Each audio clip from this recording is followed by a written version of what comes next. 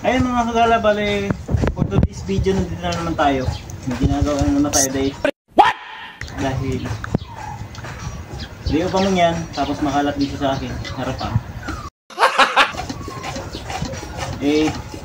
Ngayon po itutuloy yung ginagawa kong sidecar.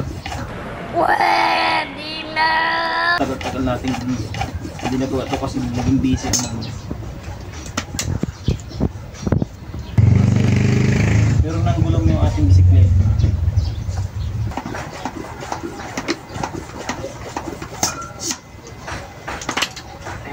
May gulong na tayong lalagay. Tapos nakabili pa tayo ng mga extra gulong. Tara. At ito na nga mga kagala ang update sa aking gagawing sidecar. Bali lalagyan natin siya ng gulong. At yan, winangat-wangat ko na yung lagayan ng gulong na yan kasi medyo lumaki yung ating gulong na ilalagay mga kagala. Bali ito nga pala yung sidecar na ginawa ko noong mga panahon na ako nagpapagawa pa ng bahay. Dahil sa wala tayong magamit at wala tayong mailagay, kaya natingga ito mga kagala hanggang sa kinalawang na siya ng kinalawang. Kaya ang ginawa ko para lang siya mabuo, humanap ako ng pwede nating mailagay na gulong dito sa ating side wheel mga kagala. Yan, goods na goods at talaga namang sabi ko ay tatagal ito mga kagala. Dahil sa ito ay maganda-gandang klase yung ating ilalagay ng gulong mga kagala. At yan, hindi pa rin ako natapos sa aking paghuwangat na lalagyan natin ng gulong ng side wheel mga kagala. At update ko na lang kayo mga kagala sa mangyayari dito sa aking binubuong sidecar. Tara, let's go!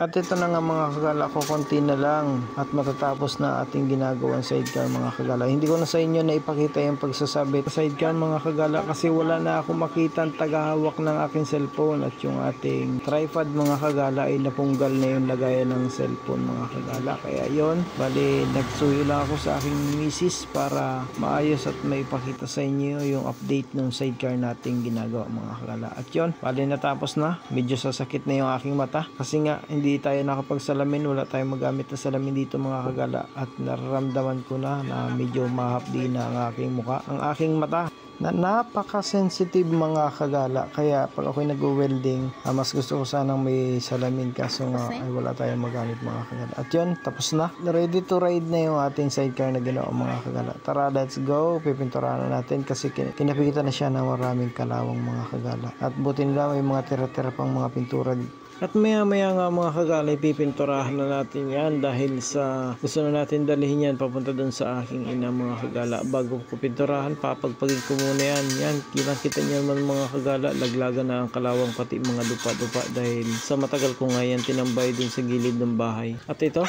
tara, pipinturahan na natin. Let's go para matapos na at nang madala na natin dun sa aking ina at nang malaman ko na kung ano yung magiging reaksyon niya dun sa ating ginawang sidecar na para sa kanya. Kasi mga kagala, nahihirapan siya pag nagigib mga kagala ng tubig pang inumin dahil papunta po siya sa poso mga kagala. Tapos kung may mga labahin pa siyang dadalhin sa poso, tapos may mga feeds, may mga di-plastic na dadalhin papuntang lote mga kagala, napakahirap. Kung bisikleta lang ang gagamitin niya mga kagala. Bali, may sidecar naman mga kagala doon na dapat gamitin. Ang problema lang, medyo natatakot yung aking ina mag-drive pag siya lang solo niya lang mga kagala. Gawa ng syempre dadaan sa highway. Ayun mga kagala, for today's video, magandang hapon. Bali, punta tayo ngayon si Gloria. Ayun. Naikarga na yung bisikleta mga kagala. Natapos na rin natin ngayong araw. Sa tagal-tagal ng panahon na nakatenga yan dito sa bahay. Ngayon official na nagawa na natin ang nagawa na, naisabit na, tapos may reserba pang gulo.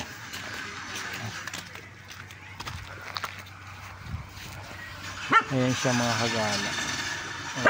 Bali dadalhin ko dun sa nanay ko para naman kahit pa naman mabuwas-buwasan yung mabuwas-buwasan yung kanyang hirap siya pumupunta ng loob. Gawa na minsan maraming bit-bit. Ayun. Kung may sidecar siyang ganito, hindi na siya mahihirapan na dun sa mga bit-bit niya may bigat mga kagala. Ayun. Tara, let's go. Deliver na natin to. Dali na natin to sa nanay ko. At tingnan natin kung ano magiging resulta ng kanyang sa loobin niya. Yan mga tara, let's go.